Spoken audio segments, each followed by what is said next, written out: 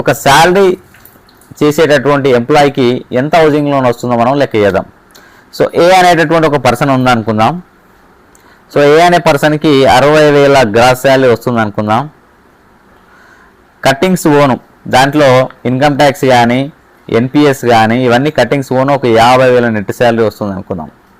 So మనం ఎప్పుడైనా కానీ నెట్ శాలరీ తీసుకునే లోన్ క్యాలిక్యులేట్ చేయడం అయితే జరుగుతుంది. సో 50,000 నెట్ శాలరీ వస్తే 50,000 ఏం చేయాలంటే మంత్లీ 50,000 నెట్ శాలరీ వస్తుంది కాబట్టి ఇయర్లీ ఎంత వస్తుందని చేస్తే 50,000 ఇంటూ 12 months కాబట్టి 12 చేద్దాం. సో మనకి ఎంత వస్తుంది? 6 lakhs వస్తుంది friends.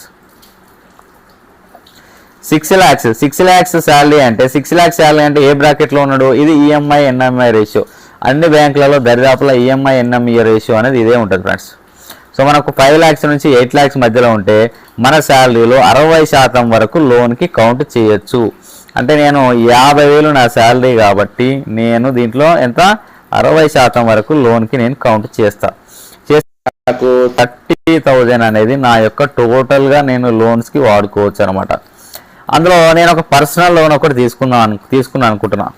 So personal loan EMI నాకు ఒక 10,000 ఈఎంఐ పర్సనల్ లోన్ది పోతుంది అనుకోని నేను అనుకుంటున్నా. సో అప్పుడు ఏమవుతుంది? నా టోటల్ లోన్ ఎలిజిబిలిటీ 30,000, అలాగే నా పర్సనల్ లోన్ 10,000 పోతుంది కాబట్టి మిగిలిందే నాకు లోన్ ఎలిజిబిలిటీ వస్తుంది. 30 - ఈ 10,000 తీసేసేయాలి.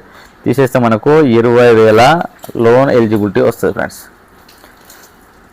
అయితే దీంట్లో ఏజ్ అనేది చాలా చాలా ఇంపార్టెంట్ అనమాట. సో ఏజ్ 40 లోపు ఉంటేనేమో డైరెక్ట్ 30 years లోన్ టర్మ్ పెట్టి ఇచ్చేస్తారు. ఒకవేళ 40 దాటింది అనుకో, 40 దాటితే మనం ఏం చేయాలంటే 70 - ఆ 40 ఎంత దాటితే అంత. సో ఈ కస్టమర్ ఏజ్ ఒకటి 45 సంవత్సరాలు అనుకుందాం.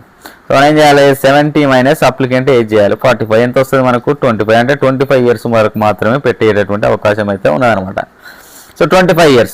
సో మనం ఈ హౌసింగ్ లోన్ తెలవాలనుకుంటే సో ఈఎంఐ అది రేట్ ఆఫ్ ఇంట్రెస్ట్ మనం 8% అనుకోరు. ఇప్పుడు అన్ని 7.25, 7.15 నడుస్తున్నాయి. సో అప్రాక్సిమేట్లీగా 8% అనుకోండి ఫ్రెండ్స్. 1 లక్షకు వచ్చేసి మనకు 1 lakh వచ్చేసి మనకు ఎంత వస్తుందంటే సో 771 రూపాయలు 82 పైసలు వస్తుంది ఫ్రెండ్స్. సో మన దగ్గర ఎన్ని పైసలు మిగిలినాయి? మన దగ్గర 20,000 రూపీస్ మిగిలినాయి కాబట్టి 20,000ని దేంతో డివైడ్ చేయండి. సో 771/82 డివైడ్ చేయండి. బ్యాంక్ 25,91,277 రూపాయలు వస్తుంది. దీన్ని రౌండ్ ఫిగర్ లెక్క 25,90,000 లోన్ అయితే ఇవ్వడం అయితే జరుగుతుంది ఫ్రెండ్స్. మీకు ఎంత హౌసింగ్ లోన్ వస్తుందో క్యాలిక్యులేట్ చేసి కామెంట్ చేయండి.